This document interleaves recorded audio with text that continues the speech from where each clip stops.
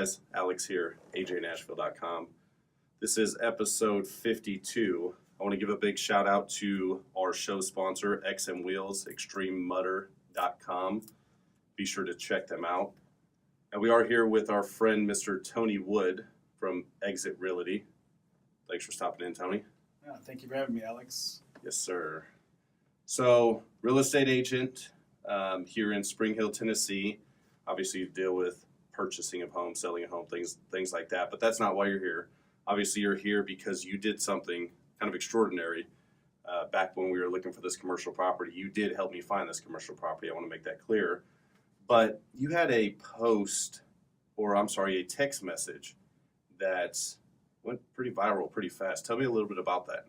Yeah, it was pretty crazy. So basically what happened was I changed my phone number to be a local number so I could help people out here in Middle Tennessee. And in February, I got a text from I would assume high school age girl in a formal dress. And it was basically two pictures of her in that dress. And I assumed that she wanted to know, what I thought of the way she looked. And I told her, I said, hey, I'm obviously not the individual that you were intending to send this to. And unfortunately, my wife is not available to give her opinion. So I went and I asked the kids. I had 5 of my kids there. And I was like, hey, guys, what do you think? And they said, wow, she looks stunning. So I took a picture of them giving her 2 thumbs up, sent that to her, and said, we think you should get the dress. Awesome. So, awesome. And that was a complete stranger, just so we're clear. Yeah. You didn't know the person. You'd never talked to the person before. It's just, boom, check out this dress, and oozing out of support, from your family, from yourself. Did you get a response back? No, actually, she never responded, so we didn't even think anything of that. And then, like a month later, somebody posts in my son's Facebook page, and they're like, hey, your kids are going viral on Twitter. And I was like, okay. So I went over and I checked it out, and I made a post on my Twitter account to her account, and I said, hey, this is pretty awesome. You're making my kids go viral. Somebody on my son's cancer page let me know about it. And that's kind of where things went crazy, because it already had 18,000 likes and 2,500 retweets. Right. But this guy from India, he actually went and joined my son's cancer page. Mm-hmm. And then he linked the GoFundMe account that we had there to Awesome. that tweet. And so a couple days later, we had like 709,000 likes or 704,000 likes and 179,000 retweets. Jesus. And as of today, there's been over $50,000 donated to the GoFundMe account. Wow, that's amazing. Now, some people may have missed this, but you said your son's cancer page. Do you care to, I don't want to dig, obviously, like we talked about before, but do you care to elaborate on that? Or? No, yeah, absolutely. So I used to live in Missouri, actually, and I sold cars out there. And I did really well, but I actually we had a challenge in 2015, the end of 2015. My son, who was 4 years old at the time, was diagnosed with leukemia. And so, obviously that presents its own challenges. And really, when it really sunk in, what we were dealing with was in March of 2016, literally, it was like a month after he was supposed to be in remission. Well, he was in remission. It was a month after he was in remission. Right. We almost lost him. Wow. He ended up getting life flighted. And so that's when I realized I can't afford not to be there.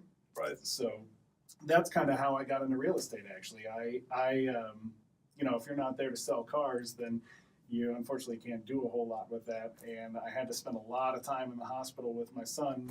Right. Because I wasn't not going to be there, And, yeah, of course. But you still have to provide. Exactly. You have a family, you said 5, right? Well, no, we have 6 children. There were 6. 5 there for the picture because Okay. He was actually at a chemo clinic whenever she sent the text. Gotcha. So 6 kids plus a wife. Any animals on top of that? No. I was gonna say, 6 that's kids a are enough full animals. Right. I've got 2, and let me tell you, they're insane. So you find yourself in Missouri. Now, you got to Tennessee somehow. What brought you to Tennessee? Well, like I said, if you're not there to sell cars, then you're not making enough money. Right. And that created kind of a financial challenge for us. And so we were actually kind of in a bad spot. We were pretty much tapped out. And I didn't know what I was going to do. And I have a good friend who lives here in town. We've been friends for like 14 years. Wow. We wanted to be business partners for a long time and work together in some sort of industry. And so he actually invited me into his home to get back on our feet.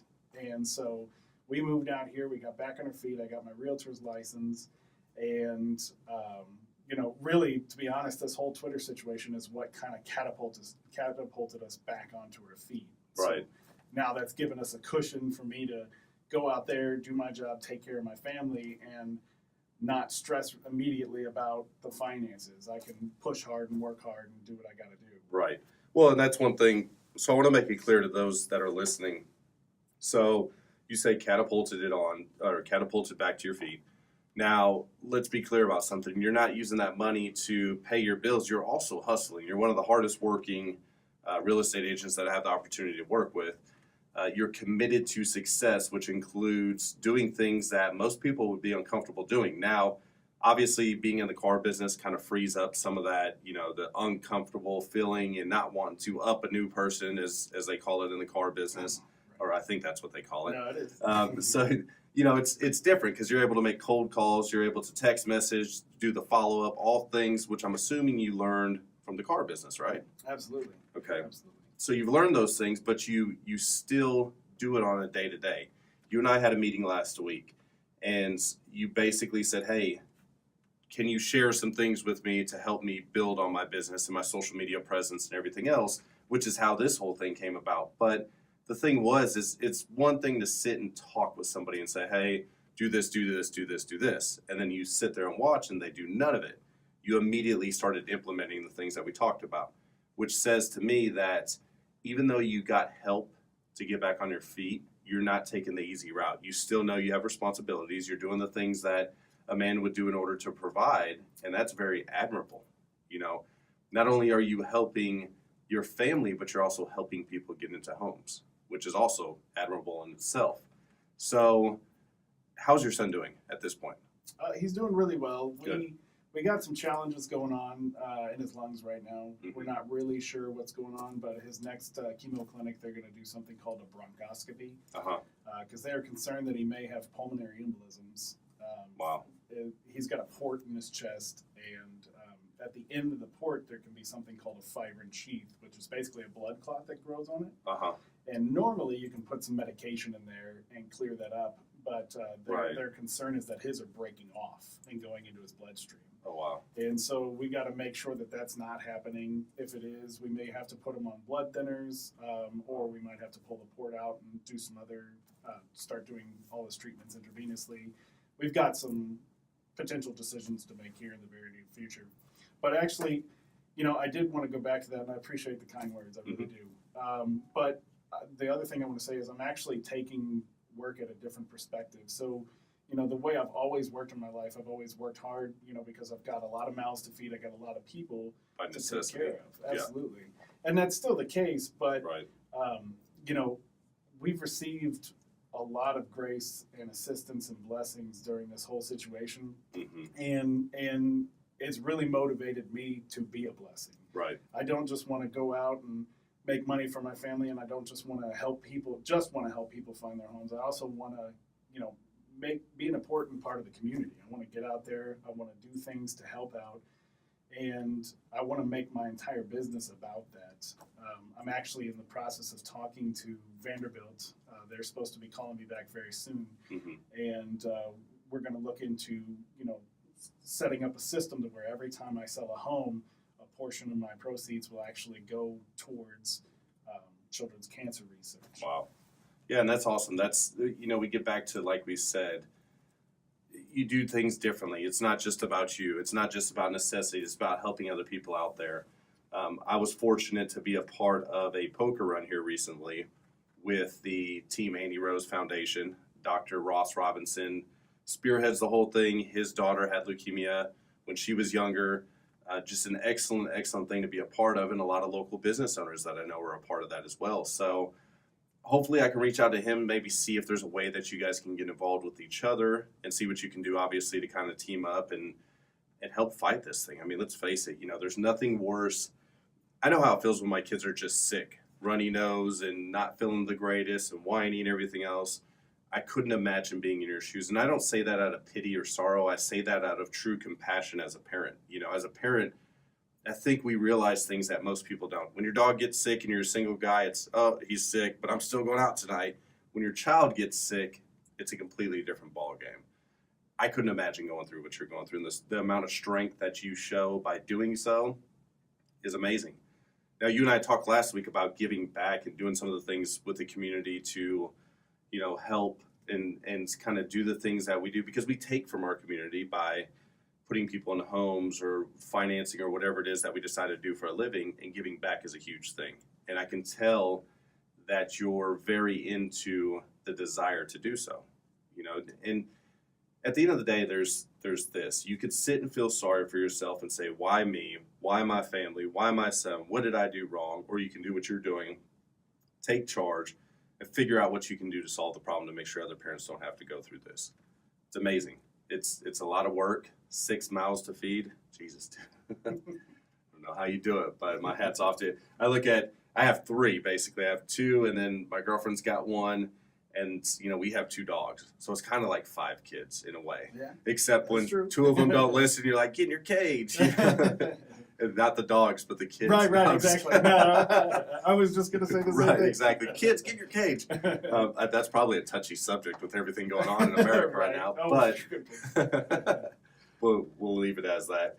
But that's the way I was going. But anyways, so doing the things that you're doing with the open mind, the open heart of giving back, with wanting to be a part of something bigger. You're kind of doing to cancer patients what I'm doing with veterans. And that's just giving back and saying, you know what I take, let me give. And this is something that you believe in.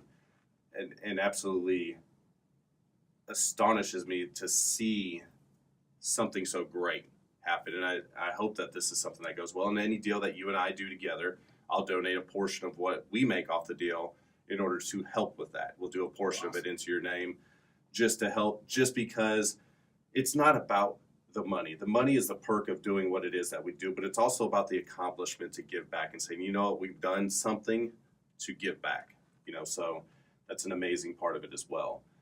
So son's doing a little bit better. Yeah. Family life and everything. I know that the family kind of struggles when you're spending time in the hospital and away and work and everything else. Or the family going okay? Everybody there happy? And I mean, how's that life going? That's going to be different. Well, good news is kids are pretty resilient. Yeah. So that's actually one of the things that a lot of people don't realize, and even us as parents, my wife and I, we didn't realize how much the other children were being impacted. Yes. I mean, obviously they're concerned about their brother and things of that nature, but it was really insightful, because we had one of our children, we had some concerns, we were like, let's have them talk to a professional. And so while we were doing that, we were like, let's go ahead and have a couple of the others talk just to see. And I won't say which, but one of our children, I was just sure was totally fine, Right. And went in to speak with the professional, and all happy-go-lucky talking and things of that nature. And the moment the professional asked the child how they were doing, this child just broke down sobbing. Right. And it was like, and when they came out and told me that, I just, I was awestruck. I was like, I had no idea how much she had been impacted and was hiding that, because she didn't want to be a burden. Yeah. And so it really is. It's a whole family fight, Right. and it's, but the good news is we have some pretty amazing kids, and not only are our other kids resilient, but Keisler has an amazing demeanor about himself as well. I mean, he's very, very happy, very rambunctious. I mean, sometimes you got to calm him down. It's like, hey, don't go crazy. Yeah, exactly. You've got a port in your chest. Right. So. You got to relax a little bit. But that says a lot. It's typically the strongest ones that have the hardest time. And we don't realize that as people, because we look and we say, okay, this person over there, they're doing fine. They're strong. They're smiling. They're having a great time. But deep down inside, things are eating them up.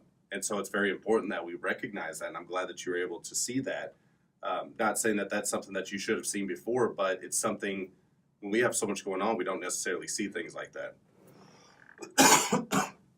Excuse me, I apologize. I think Jeff got me sick last week, so. That's not good. No, it's not.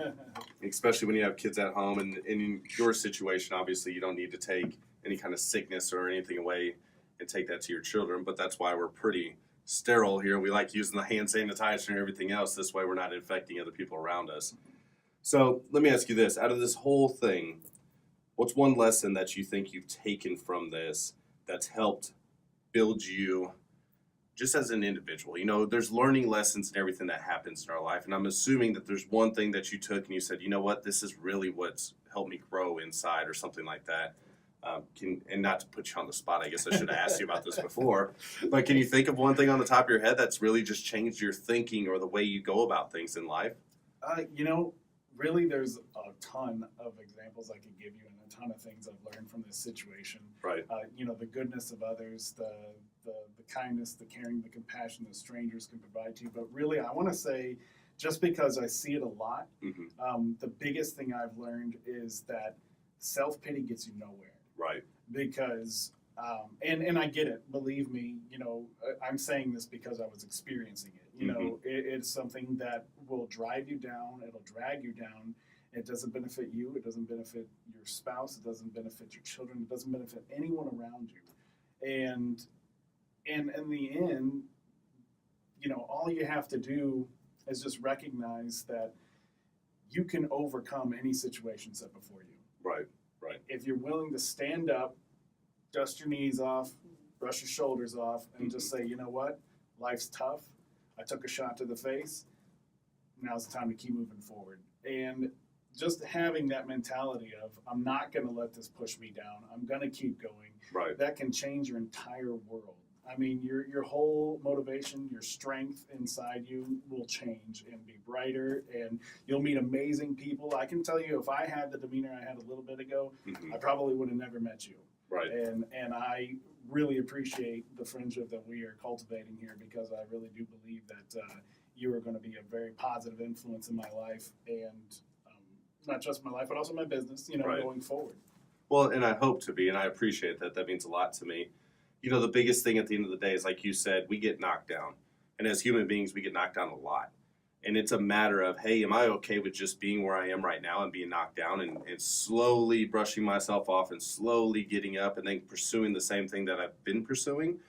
Or am I going to get back up and say, you know what, that kind of hurt, that kind of sucked, but I still have all this other stuff to live for. And I still have all this other stuff that I want to accomplish and all these other dreams that I want to achieve. There's one thing I know, and going back to what you're saying about that knocking your, you know, getting knocked down and everything else, I've been through things in life where I look at and I look back at the past, I'm like, I can't believe I am where I am right now. And I think that as human beings, it's instrumental that we work together to improve each other. There's talents I have that I can use to improve you and vice versa. Nobody's great on their own. I can't do this on my own. I can have a podcast by myself, but how boring would it get to listen to myself speak 50 episodes, you know? I mean, it's good to have people that you can grow with. And most of all, it's good to have people that have the same mission as you do. When we talk about giving back to the community and doing some things to help out, that tells me that the people that I surround myself with are the right people. And that's the people that believe in the same things I believe in. And ultimately, that's what's important in life, you know? Regardless of what level we do it on, whether you're a person listening to this podcast and you just got into a full-time job after being laid off for years, or maybe you're a CEO of a giant company, or whatever the case may be, the fact of the matter is, if we have the same mission in mind and the same goals, we're all equal. You know, there's no question about that. And that's one of the things that I want to kind of end with, is the fact that, you know, we can do anything that we set our mind to. Now, there's some things that stop us and prohibit us from growing as quickly as we'd like to. But I don't think your idea of building your real estate business or anything else has stopped due to the fact that you've now moved and you kind of went through some hurdles and everything else. If anything, it's grown more. Am I kind of right by saying that? Or? Oh, yeah, absolutely. That's awesome. Absolutely. That's awesome. So, and I could see it in you. Like I said before, there's a difference when you sit down with someone and you ask them, hey, what's your why? Your why is not a fancy car. Your why is not a big house. Your why is what it should be, and that's your family. And every time I talk to an agent, I say, what's your why? And they say, because my family, blah, blah, blah, whatever comes after my family, that's a superstar right there. When they start and they say, well, I want to go on vacations and I want to do this and I want to do that. I'm not saying that those people aren't successful, but when it's family first and people first, that's when you really see people blossom. So I want to kind of wrap it up with this. Now, if I'm looking to purchase in this area, how could I reach you? Okay, yeah, absolutely. So anyone that would like to, sell or purchase a home in this area or even rent, they can call me or text me at 615-275-6262, or they can email me at Tony Wood, that's TonyWood, at exitrealtyking.com. You should do a branding thing like Tony Wood, except Tony Would. Yeah, like That's a good idea. I don't know if I'd buy this house, but Tony would. And we were talking about the branding the other day, that it would just be a great catch line, do you buy your home with Tony Wood, or I don't know. We can get into that later. That sounds great. But now, do you do rentals as well? Because I see a lot of people online and they say, you know what, I can't buy quite yet, but I'm looking to rent a house. And people have to have a place to stay. Can you find rentals for people?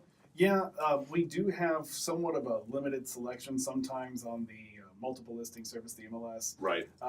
But when I've encountered those situations where I can't find something on the MLS that's going to work for my client, what I'll do is I'll go to outside sources, tap into hopefully private landlords on Facebook and certain groups, go to Craigslist, whatever I need to do to help that individual out. So you're willing to go above and beyond, and I know in the state of Tennessee that people aren't typically compensated based on that, and that speaks a lot for what you are as a person and the things that you want to do. Hats off to you once again. If there's anything I can do or we can do here at my office to help you out, please feel free to always reach out to us. Listeners, I'm sure if you're going through a similar situation or anything like that, Tony would be a great inspirational person to follow. Be sure you do so. Also, check out some of your car videos, dude. They crack me up.